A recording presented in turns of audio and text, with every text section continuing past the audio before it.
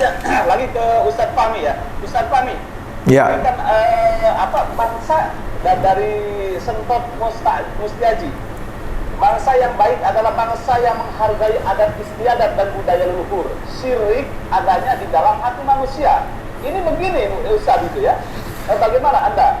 Kalau di kultur NU, sayang Mas Jadul Maula sebagai ketua Les Bumi NU ini tidak hadir, ini akan lebih seru ini sebetulnya kalau Mas Jadul dengan Ustadz Fahmi.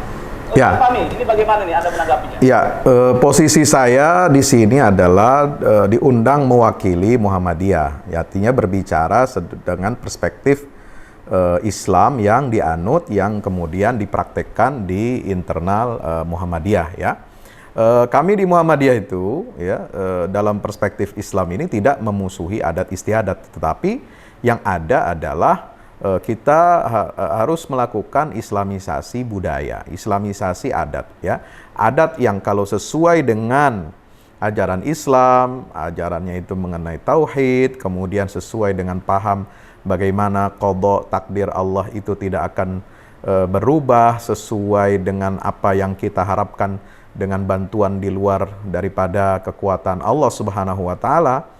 Nah, itu kita terima tentu dengan baik hati ya.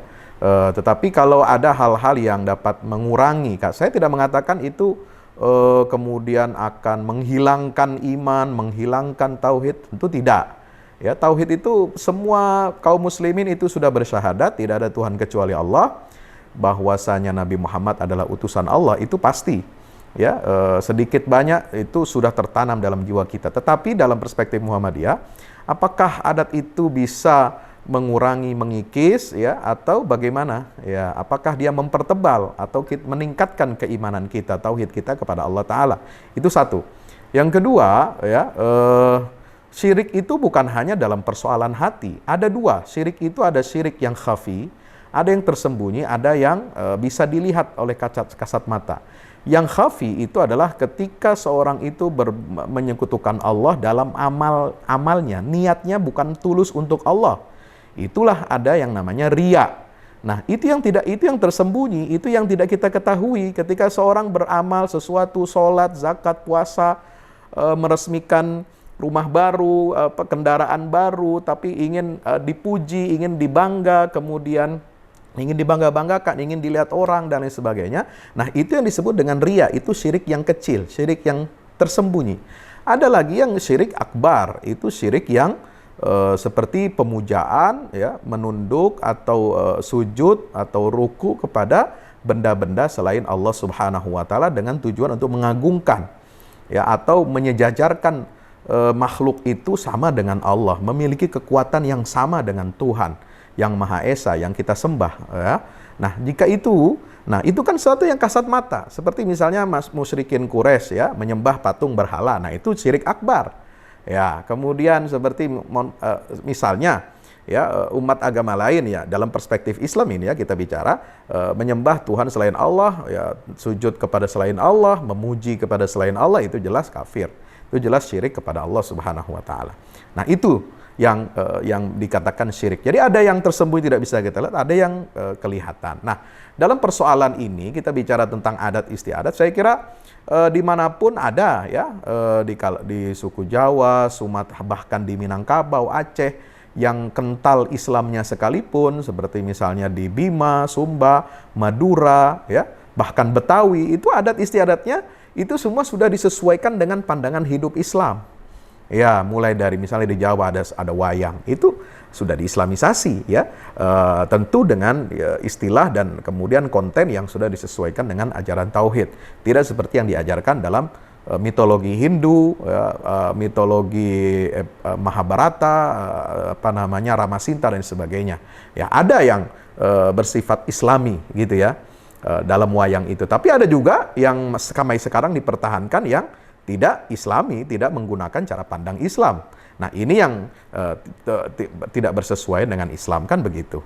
Nah, sama di suku-suku yang lain juga ada ya, yang sudah sesuai dengan Islam itu dipertahankan atau sudah diakulturasi dan kemudian dihilangkan aspek-aspek kemusyrikannya, pemujaan kepada selain Allah atau penyebutan nama Tuhan selain Allah, atau ketundukan kepada selain Allah, kemudian percaya terhadap qada dan qadar Allah itu jelas kentara di situ. Nah, itu kita apresiasi dan harus kita dukung.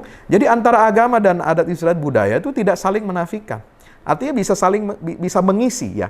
Agama itu mengisi budaya, tidak bertentangan. Nah, bukan budaya lalu kemudian mengubah isi agama, mengubah tauhid, mengubah iman, mengubah rukun Islam. Nah, itu yang nggak benar. Nggak boleh budaya mengubah agama. Yang ada adalah agama yang mewarnai budaya itu sendiri. Ya, saya kira itu, Mas.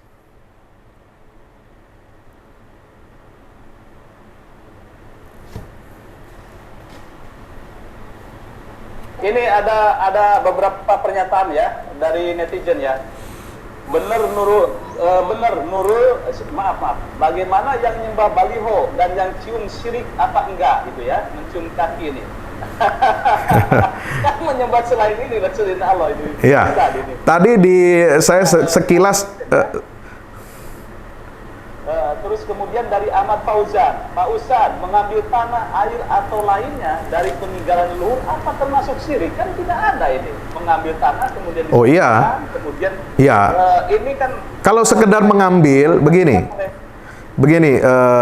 Mas Yusuf, Mas Fauzan, ya sekedar mengambil tanah dan air dari mana saja boleh. Itu kan simbolik ya. Meskipun dari apa namanya, yang penting tidak ada keyakinan, ini dalam perspektif kami ya di Muhammadiyah, tidak ada keyakinan yang melebihi keimanan kita kepada Allah, kekuasaan Allah, takdir semua baik buruknya itu datang dari Allah Subhanahu wa taala, bukan dari tanah dan air itu. Ini yang harus digarisbawahi. Ya nggak tahu, silakan mungkin ada pemahaman yang berbeda dari Muhammadiyah, ya itu hak dia. Tapi kami di Muhammadiyah memahami begitu, ya boleh mengambil tanah dan air dari mana saja, tetapi tidak perlu ada keyakinan bahwa ini akan menguatkan, ini akan mengokohkan, ini akan membuat kejayaan dan sebagainya. Tidak. Ya, secara simbolis boleh-boleh saja, mau ambil dari Aceh, mau ambil dari Kalimantan, mau ambil dari Sulawesi dan sebagainya, mau ambil dari sisa peninggalan misalnya kerajaan Islam Demak, mau dari kerajaan Majapahit, mau dari kerajaan Pasai, mau dari kerajaan Kutai Kartanegara, mau dari kerajaan Goa Makassar atau Bone dan sebagainya, bahkan sampai Papua ada kerajaan Islam juga di sana atau non-Muslim, silakan saja, tapi tidak perlu ada dibumbui ritual keyakinan tertentu yang melebihi daripada kekuasaan Allah Subhanahu wa taala. Nah, ini berbeda dengan misalnya, mohon maaf, tadi saya lihat di komentar ada nyinyir bilang kalau begitu umat Islam nggak boleh haji, ya, keliling Ka'bah, mencium Hajar Aswad, minum air Zam-Zam karena itu bisa musyrik. Sorry ya, ini tidak ada kaitannya dengan kemusyrikan. Ini ada nasnya dalam Quran, ada nasnya dalam hadis, ya, karena kita diperintahkan untuk berhaji itu sesuai dengan milahnya Ibrahim alaihissalam, sesuai dengan manasik haji yang dicontohkan oleh Nabi SAW. Apa yang dinaskan oleh Allah di dalam manasik ibadah haji itu harus kita ikuti, dan itu tidak sama sekali menunjukkan kemusyrikan. Demi Allah, kita menghadap kiblat, menghadap Ka'bah itu bukan kita menyembah batu, Mas. Ya, atau Mbak siapa tadi ya? Mohon maaf. Anda salah paham, salah besar, dan Anda telah menuding ajaran Islam yang diwahyukan oleh Allah, diajarkan kepada Nabi Muhammad SAW, lalu sampai kepada kita menuding haji itu adalah ibadah syirik. Oh, na'udzubillah min zalik, ya. Hati-hati Anda bicara. Ya. Itu yang syirik itu adalah adanya patung-patung berhala yang ada di sekitar Ka'bah dulu di zaman jahiliyah. Dan itu sudah dimusnahkan, dihancurkan oleh Rasulullah ketika Fathu Makkah. Qul ja'al haq wa zahaqal batil. Innal batila kana zahuqa. Kita menyembah Allah dengan menghadap kiblat itu tujuannya apa? Untuk menyatukan arah, orientasi. Kiblat itu artinya apa sih? Arah dan orientasi hidup. Kalau kita menghadapnya kemana-mana, ndak sama, ndak satu, jadi itu hanya monumen saja, tanda bahwa kita memiliki arah orientasi yang sama menghadap Allah Subhanahu wa taala, supaya kita tidak membelakangi ini, membelakangi itu dan lain sebagainya. Ini pertama harus diketahui ya, bahwa kiblat itu bukan kita menyembah batu. Kita menghadap ke arah kiblat itu bukan menyembah batu, bukan menyembah Ka'bah. Kita menyembah Allah, dan kiblat itu hanya tanda bahwa kita harus menyatukan arah orientasi hidup kita ini hanya untuk Allah Subhanahu. Makanya ketika misalnya dalam keadaan darurat, ketika sholat kita tidak bisa menghadap kiblat, boleh menghadap mana saja. Ya, wa haitsu ma kuntum fawallu wujuhakum syatra. Kalau kita tidak bisa menghadap kiblat secara 100%, ya, kita di pesawat, kita di kereta, kita di mobil, ya, dalam keadaan tidak memungkinkan untuk men-setting arah kiblat dalam waktu tempat yang sama, kemudian dalam kemudian perjalanan yang mungkin bisa menjadi membelakangi arah kiblat, ya kita hadapkan saja seperti apa yang bisa kita mampu, ya, ke arah mana saja. Nah, itu baru.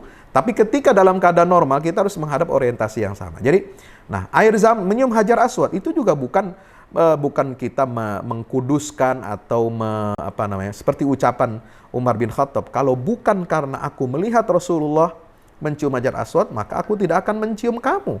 Ya, karena engkau batu biasa, ya, tidak memberikan manfaat, tidak memberikan madarat. Nah, kita mencium itu sebagai tanda bukti bahwa kita mencintai Rasulullah dan mengikuti sunnah teladannya.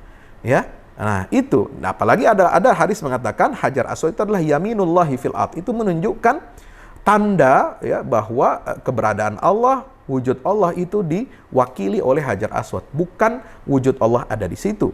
Ya, nah, itu yang kedua. Yang air Zamzam juga itu adalah air peninggalan daripada mukjizat dari Nabi yang Allah berikan kepada Nabi Ismail alaihissalam. Ya, sejak kecil beliau ditinggal oleh ayahnya, kemudian ibunya mencari sumber mata air. Di wilayah lembah Baka itu belum ada kehidupan, belum ada sumber mata air. Dari mana menghidupi anak kecil yang perlu air minum dan ibu yang menyusui perlu air minum yang cukup? Nah, tentu disitulah ada letak mukjizat. Kemudian Allah berikan itu setelah Ibunda Hajar itu sa'i antara Safa dan Marwah, berlari-lari kecil 7 kali. Sampai bolak-balik Hajar Safa dan Marwah. Nah, itu bukan menunjukkan apa-apa. Itu adalah air yang memang dinyatakan ada dalam Al-Quran dan Sunnah Nabi SAW. Demikian. Baik, ini maaf ya saya baca ya dari Alfi UKS.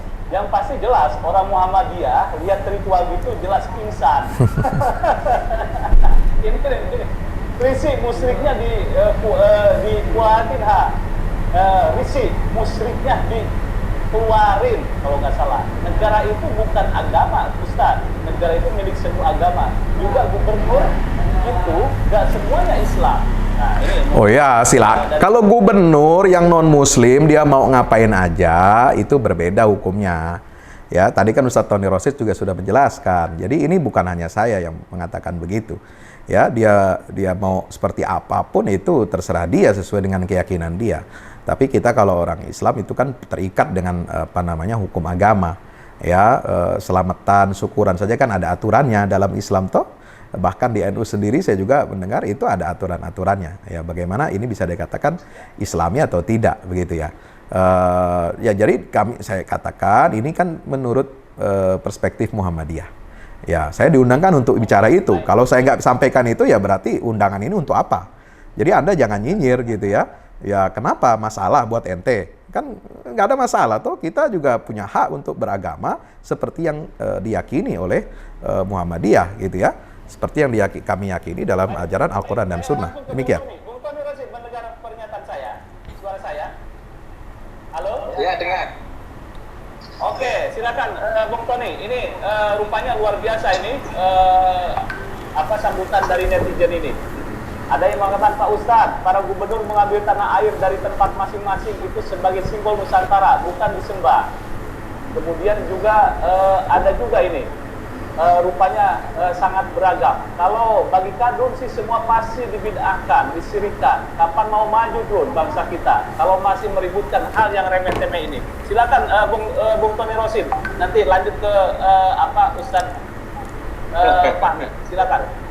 Iya, ini ada dua faktor yang membuat kenapa ini rame. Bukan pada ritual kemarin sebenarnya. Yang membuat rame itu pertama karena memang IKN dari awal itu kontroversi. Betul. Ada yang banyak setuju, ada yang banyak yang tidak setuju gitu kan. Dan ini terus kemudian segera diputuskan melalui undang-undang IKN. Artinya kontroversi itu belum reda, kontroversi itu belum selesai, kontroversi itu masih terus berjalan. Maka segala sesuatu terkait dengan IKN itu menjadi trigger untuk diramaikan terus-menerus. Itu satu.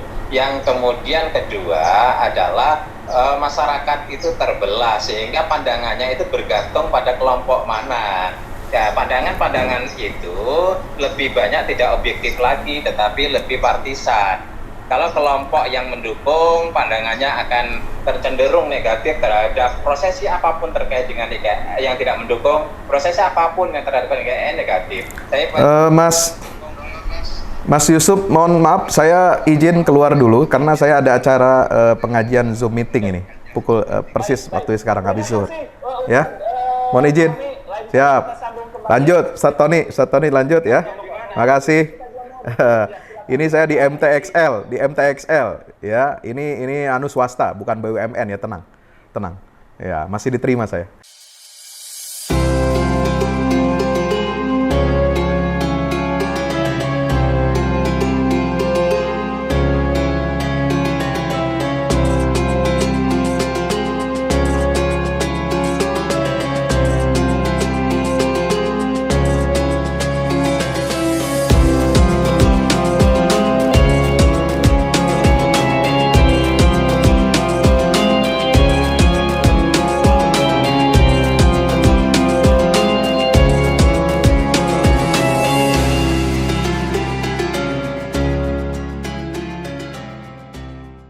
Assalamualaikum warahmatullahi wabarakatuh. Alhamdulillah kita udah selesai pengecoran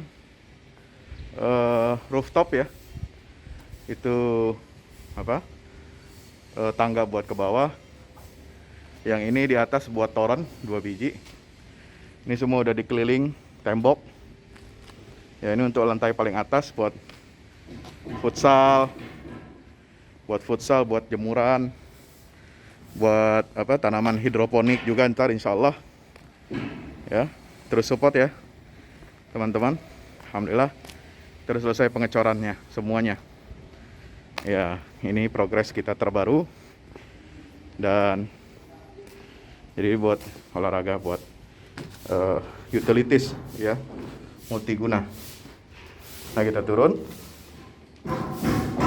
sini semua. Ini lantai 3. Ini untuk asrama. Ya, untuk kamar-kamar. Untuk kamar-kamar dan nah, di situ musola. Nanti di situ musola, ya. Ini kamar-kamar dan musola buat santri-santri tahfiz kita, insya Allah.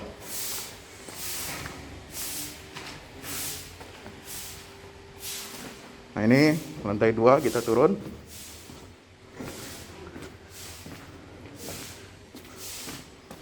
Ini untuk kelas-kelas ya. Kelas-kelas tahfidz, kelas-kelas tadabbur. Insya Allah mau udah jadi. Alhamdulillah berkat dukungan antum semua. Nah, tinggal ke bawah, di sini buat aula. Aula semua di sini ya. Mohon doanya terus, mudah-mudahan berkah, mudah-mudahan cepat jadi finishing. Kira-kira finishingnya ini butuh 1,5 M lagi, ya. Mudah-mudahan. Al-Fatihah. Al-Fahmu Institute mempersembahkan serangkaian buku karya Ustadz Fahmi Salim LCMA. Buku pesan-pesan tauhid untuk negeri di masa pandemi. Buku mutiara ilmu-ilmu Al-Quran. Ada diskon 20% untuk buku tafsir sesat 58 esai kritis wacana Islam di Indonesia dan buku kritik terhadap studi Al-Quran kaum liberal. Anda dapat memesannya melalui layanan WhatsApp di nomor 0877 063 7192 dengan format pemesanan ketik nama, alamat lengkap, nomor handphone, dan jumlah buku yang diorder. Ongkos kirim di luar harga buku dan menyesuaikan wilayah dengan paket standar. Lampirkan juga bukti transfer Anda ke rekening BNI Syariah di 0631 748573. Tunggu apa lagi? Pesan sekarang.